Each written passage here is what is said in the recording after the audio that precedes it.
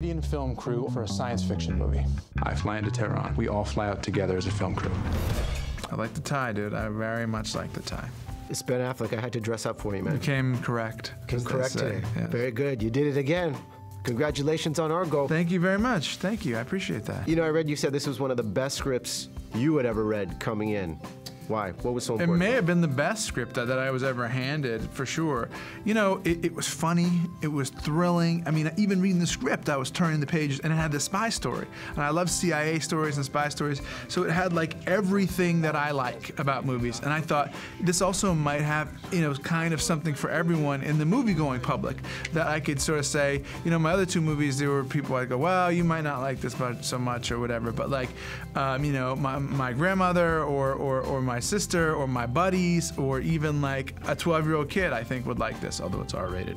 But I do think it's got something that plays very broadly and very well. The only way out of that city is the airport.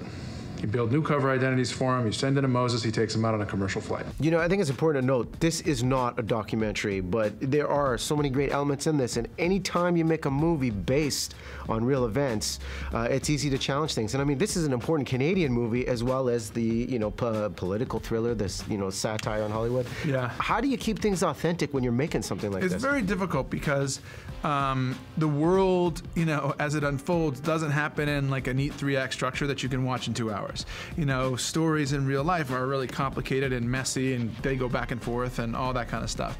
Also, this story had been told from the point of view of the Canadian side. That had been kind of out there. Everyone knew that. Nobody knew the CIA aspect. So I sort of erred on the side of doing Tony's side of the story, knowing that all this Canadian stuff was part of the historical record.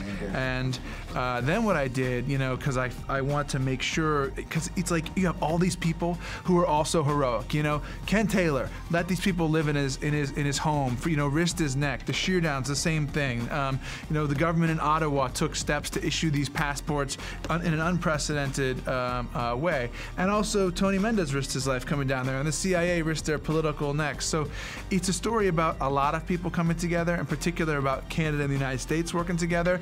And I had way more stuff than I could fit, and so I took advantage of this new kind of technology of Blu-ray DVDs, where I just have been accumulating interviews from all these other people, you know, from Ken Taylor, from the Sheerdowns, from the House Guests, to say what else happened that we couldn't fit into the story, you know. And so I've got this nice complementary. It includes a documentary, includes all the records, as well as a movie that I made sure as a director, my responsibility was we were true to the basic facts and that an audience could watch and have fun. And you say, you know, true to being a director. How do you do this? This fascinates me, saying you're going to be the director and then you're going to star in the film too. So who pushes you as an actor to make sure your performance is up to snuff?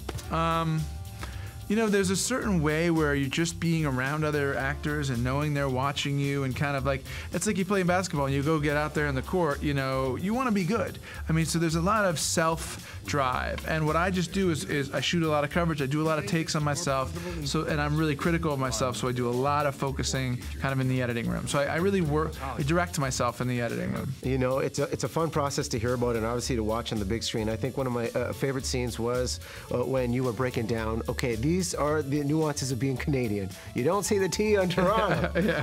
What have you come to love about us Canadians? Well, you know, one thing I love was just doing that, playing that scene. Those jokes didn't get any laughs or anything in the United States. That's awesome. We came to Toronto Film Festival, people are laughing and cheering. I was like, we found our audience. We're all over. It's the hometown Toronto folks.